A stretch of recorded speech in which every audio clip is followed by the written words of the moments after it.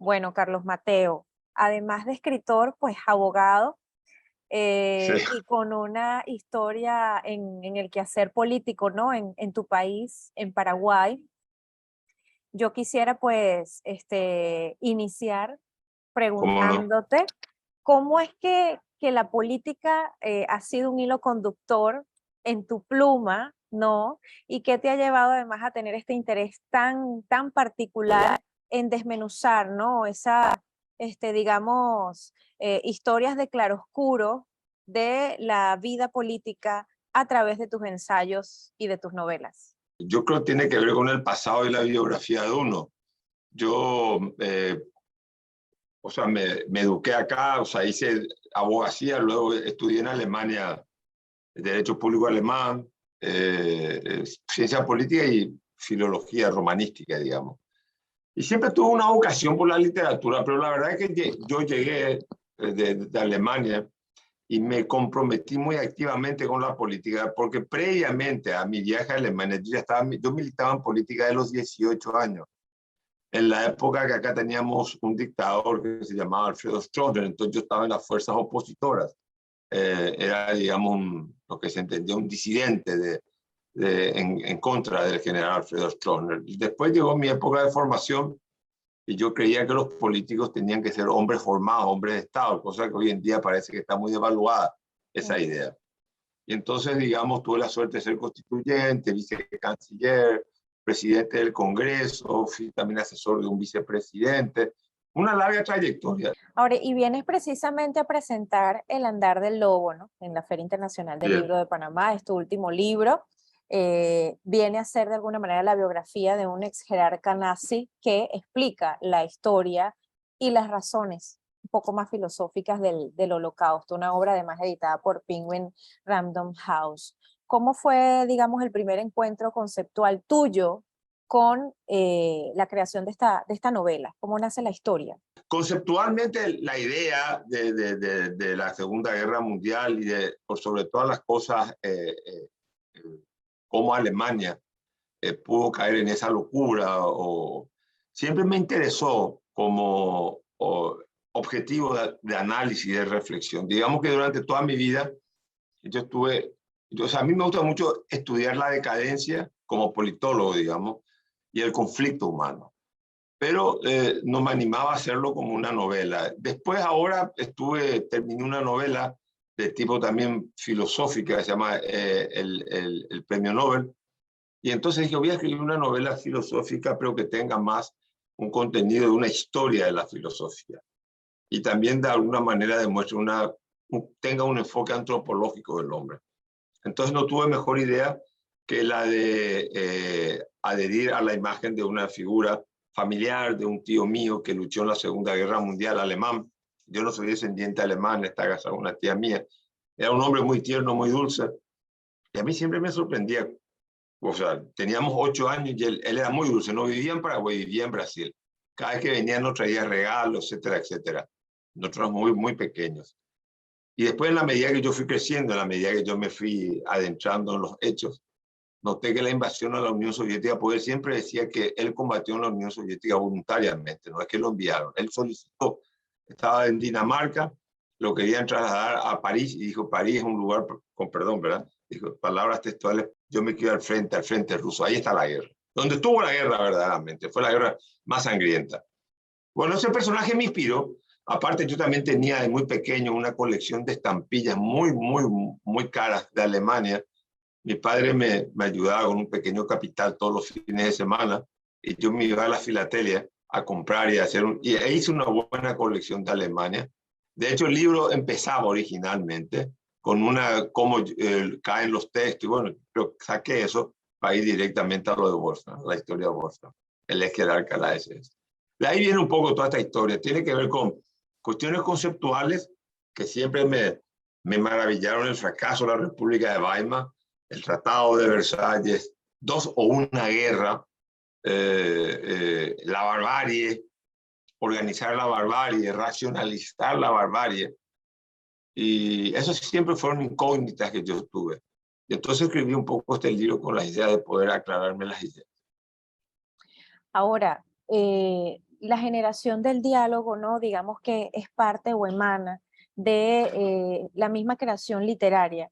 Y tú precisamente traes a esta apuesta con El andar del lobo, Carlos Mateo, una mirada al bien y el mal Sí, dentro de una misma realidad sociopolítica y como lo fue, por supuesto, toda la barbarie de la Segunda Guerra Mundial. Pero en tu caso, ¿qué tipo de diálogo se ha despertado en Carlos Mateo Valmeli luego de escribir esta obra? porque viví 6 años en Alemania y también, digamos, soy un conocedor de la cultura alemana.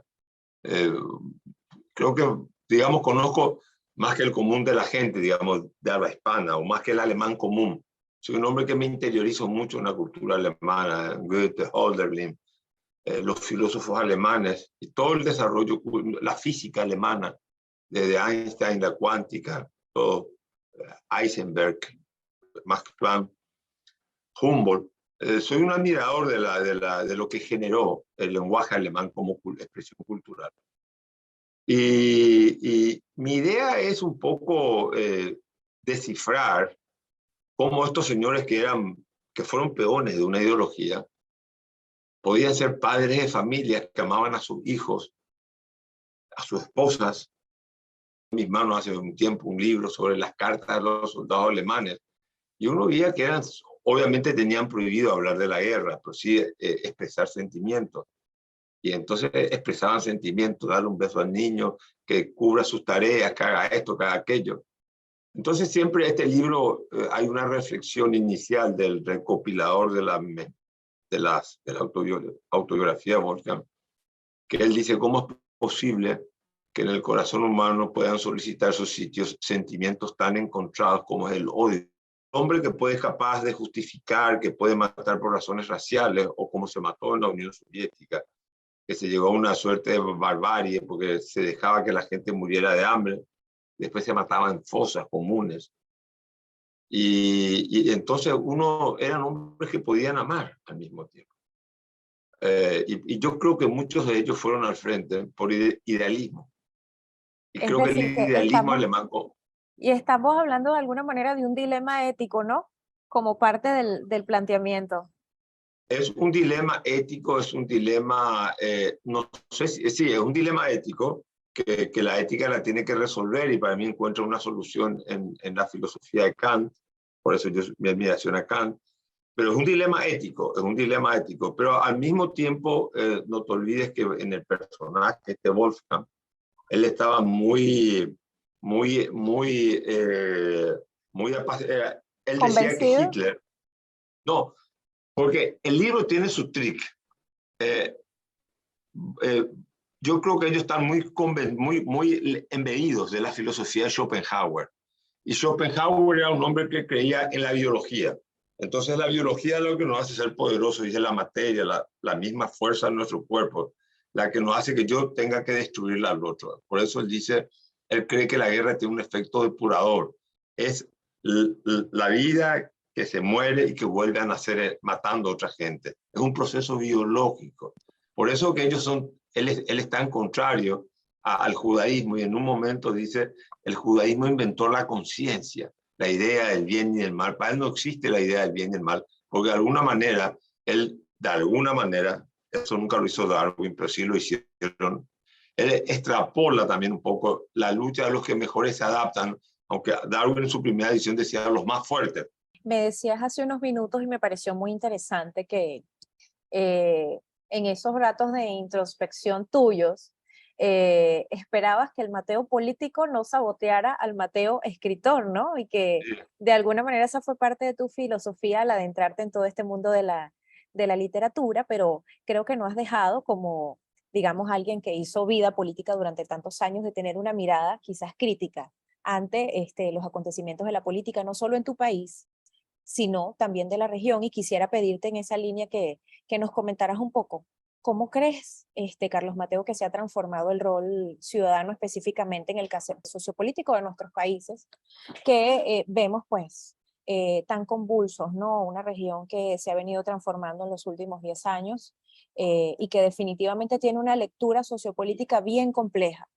El mundo político o la política nunca debe, cuando uno esboza un proyecto, una proyección política, una proyección histórica, lo único que no puede dejar de lado es la posibilidad de la decadencia, la posibilidad del estancamiento o la posibilidad de que los procesos retrocedan de nuevo a formas atávicas. Yo creo que el error del racionalismo, y eso es lo que, o del mismo, la filosofía hegeliana, es la de pensar que la historia es la expansión de la racionalidad y de los buenos hábitos. Es una ingenuidad creer que la racionalidad puede extirpar la estupidez humana, puede extirpar la irracionalidad, puede extirpar la vulgaridad. Entonces nosotros tenemos que saber que los escenarios políticos, porque los elementos que constituyen la realidad son los mismos, y eso lo dice Wolfgang. Los de ahora, los del siglo XXI, son los mismos de la República de Weimar y son los mismos de la realidad presocrática o la realidad romana. La realidad es siempre la misma. Yo no creo que la realidad evolucione. Lo que nosotros tenemos los hombres que hacer es construir una manera de poder encorsetar y disminuir la imprevisibilidad que tienen los procesos políticos. En nuestros países yo creo que, te estoy hablando de América del Sur, en el mundo en general, hay nuevos liderazgos, pero eso ha sido un fenómeno constante en el desarrollo de la historia. Entonces lo que te quiero decir es que la política siempre va a ser conflictuada, siempre va a ser controversial.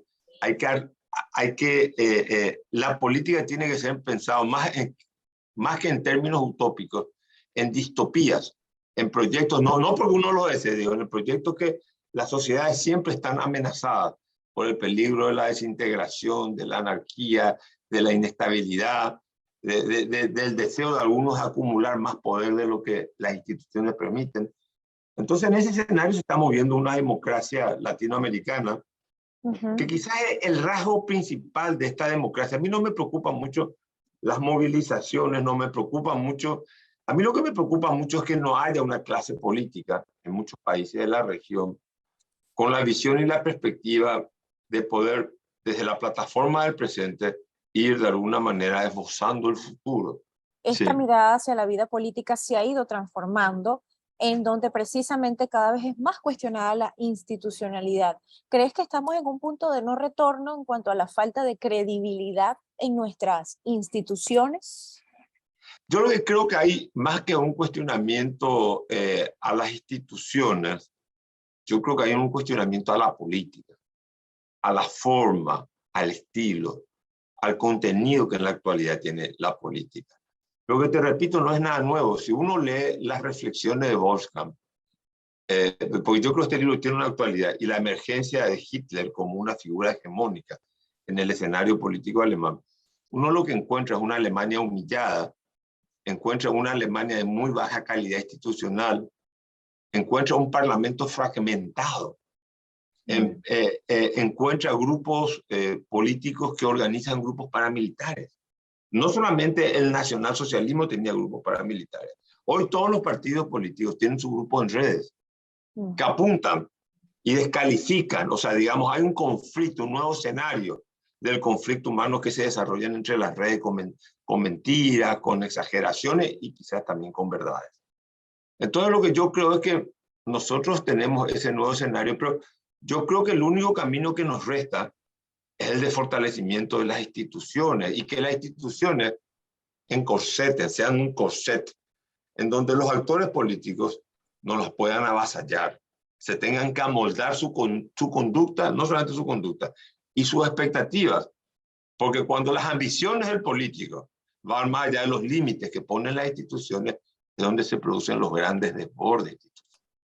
Carlos Mateo, antes de concluir, tienes algunas novelas previas como La Pasión de Lucrecia, Tamarindo, Filosofía de la Vida, y me hablabas también de Premio Nobel. ¿Cómo se ha transformado brevemente el Carlos Mateo Valmelli a nivel literario desde 2013 hasta hoy día?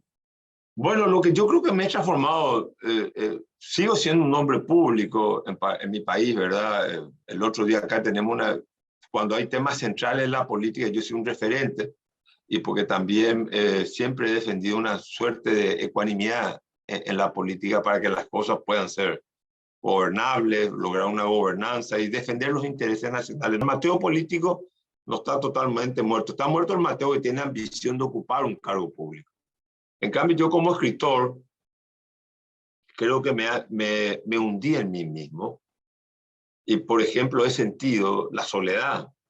Una soledad extraña, extrema, pero que es muy necesaria para la creación.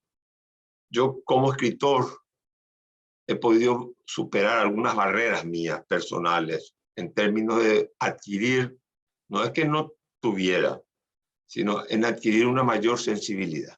La literatura te vuelve más sensible, ¿verdad?